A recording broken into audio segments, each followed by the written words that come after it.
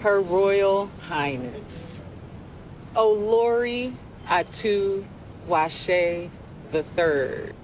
Olori means queen. Yes. For our viewers in America. It is my absolute pleasure to be sitting here with you today. I am so happy to be in Warri. I know. Welcome to Warri. We're so happy to have you. We're so happy to have you here. You're the sitting queen married to the Olu of Warri, the king. How do you feel when you hear that? First off, it still feels a little bit surreal. Oftentimes, people see enthronement as an opportunity to amass personal gain to themselves, but I see it as a call to service. I take it with great honor and with a bit of trembling hands as well. When you found out that you would become queen, were you afraid a little bit? Of course. I was absolutely terrified because, like I said, the responsibility is a lot on anybody's shoulders. Great quality of life through education and empowerment is given to our people. In America, you know, everyone's always like, I'm going home to my king or I'm going home to my queen. But with you, it's literal. Yes, it is literal. You have a king at home. He is literally in a palace. In a palace. Tell me about him. We met at a friend's pre-wedding dinner. Okay. Yeah. He checked me out and I was like, I didn't notice him. I was just like, all right, whatever. And then we struck up a great friendship. We were really, really close. He was one of my guy friends that I could kind of tell everything to. Yes. And then my eyes opened and I was like, this guy might be good to marry. And the rest is history. I love it. I mean, you are the epitome of black girl magic, for one. I thank you. And you have a king. How about that? Well, I am absolutely blessed. I am truly blessed.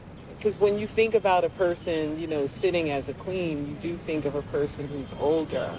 This is true. You know, when you married your husband, did you think that within this lifetime you would actually become queen, or did it feel far away to you? I did not think that we would become king and queen so young. So I thought it was going to be something that was going to be in the far, far distant. For people who may not know about just the historical significance of Warri. Okay. Can you share that a little bit? Of course, I would love to.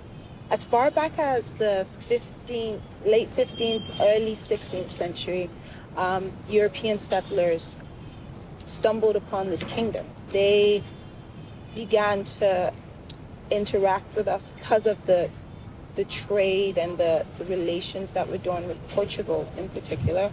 Our elites were able to travel to places like Sao Tome, Angola, Portugal, France, and traveling to these places had a great impact on our language. So, for example, it's said that we are the innovators of what we call Pidgin English. I'm sure you've heard that. Of course. Since you've been here. So it originated in this kingdom. It had an impact on our dress. So, for example, the George that I'm wearing is the damask that was traded all the way back in the 16th century.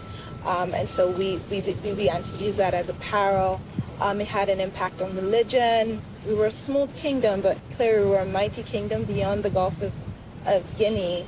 And we're able to form trade relations with our European partners or European counterparts fairly early on.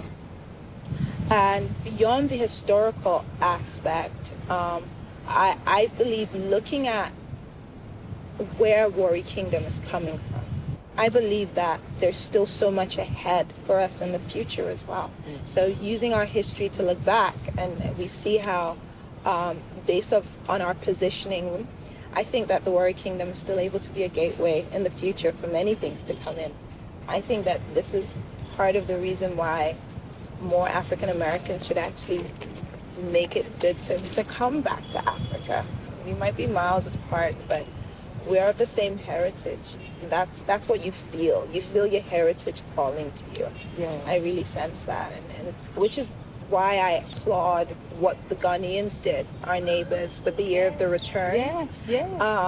Would be, as Africans, to really begin to open our shores up to our brothers and sisters abroad, give them opportunities to come home and rediscover their heritage, and getting that sense of belonging beyond even just the skin color, but understanding history. And another thing that I think that we could do to really bridge that gap is to be curious about one another. I think curiosity is the most beautiful thing to encourage relationship. I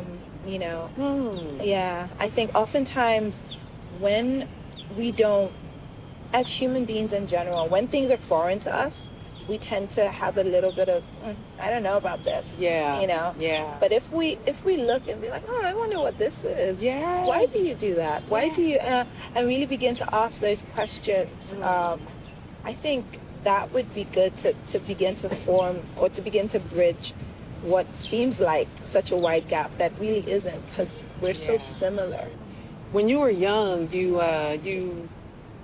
you spent time in England in boarding school. Yes, I did. Do you feel like it gave you a different perspective on life? Did it inspire you? How did it open your eyes? I would say it had a huge impact. Being in boarding school, I think it gave me it was still a good environment for me to thrive. Coming from Nigeria, I was able to see that improved quality of life is actually possible. That was the one thing. And I see that people's direct choices for their type of leadership is very commensurate to the quality of living that they have. I think it opened my eyes to see that as long as we have good leaders, we can thrive as a society, and we can do well. You study law. You have a master's degree. You founded many businesses and many nonprofits, and philanthropy is really important to you.